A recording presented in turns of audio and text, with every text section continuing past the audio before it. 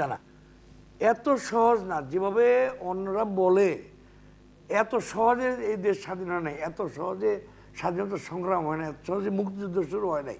সুতরাং আমি বলতে চাই যে এই নিকলাসের, এখন নিকলাসের সঙ্গে বঙ্গবন্ধুর সম্পর্ক ছিল কিনা আমি কোনোদিন জিজ্ঞাসা করিনি, আমার জিজ্ঞেস করার কোনো প্রয়োজন হয়নি, কারণ আমরা কিছু কিছু জিনিস আসম আব্দুরা বলছেন যে উনি শুনেছেন বলতে পারে, আমি শুনি নাই।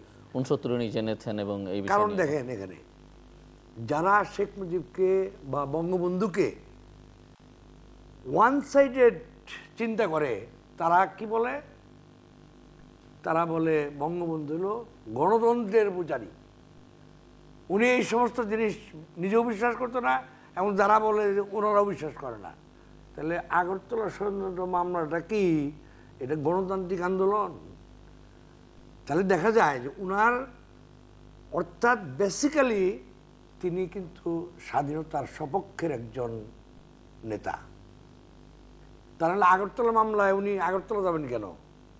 উনি নিজে বলছেন আমি কোডিং করে করে আগরতলা গেছি এবং ধরা পড়ে গেছে, তারপরে তাকে অ্যারেস্ট করলো।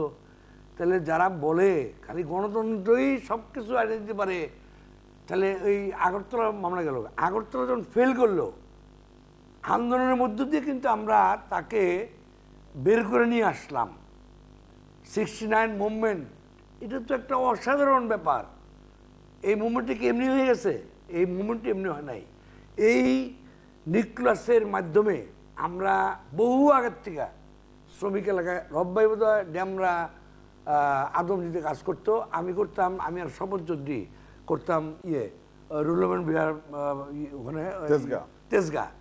আমরা প্রতি সপ্তাহে একদিন করে ওইখানে যাইতাম, গমের ভাত খাইছি, ওনে নাক বন্ধ করে গমের ভাত খাইছি, এইভাবে গোপনে গোপনে কাজ করতাম।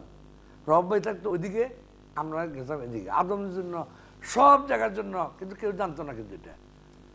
এবং এগুলি হয়েছে বলেই কিন্তু এই আন্দোলনটার সঙ্গে শ্রমিকদের সম্পৃক্তিটা তাড়াতাড়ি হয়ে গেছে। মনে করেন এটা হাওয়ার থেকে হয় নাই। এই আজকে জয় বাংলার কথা আসছে, দেখেন জয় বাংলা স্লোগানটা শ্রমিক লীগের একটা মিটিংয়ের মধ্যে একটা সাদা মাটা পিচবোর্ডের মধ্যে লাল কালিতে লেখা, তাও খুব ভালো সুন্দর করে লেখা না, হঠাৎ করে এটা দেখা গেল ওখানে। হঠাৎ করে কি আসছে, হয়তো সিরিয়াস ভাই ওইটা কাউকে দিয়ে পাঠায়।